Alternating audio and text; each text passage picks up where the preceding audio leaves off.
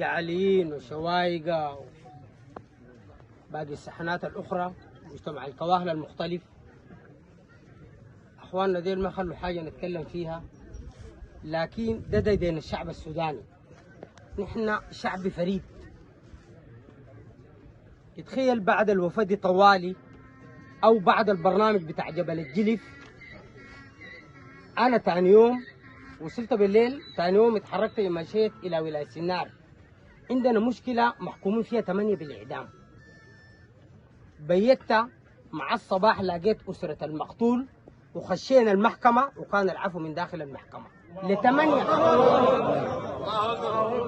عشان كده بنقول الشعب ده شعب فريد. والله وقسما بالله داخل المحكمة تم الصلح والعفو، وفي نفس اليوم تم الاحتفال بحضور حكومة الولاية من الوالي لآخر موظف في منطقة شرق سنار اسمها الدبكرة. فشوف الشعب ده شعب فريد مهما يحصل. أما شعب ولاية نهر النيل ده شعب تاني. نحن لو اتكلمنا من الآن لحد الصباح ما نوفيكم حقكم والله بدون مجاملة.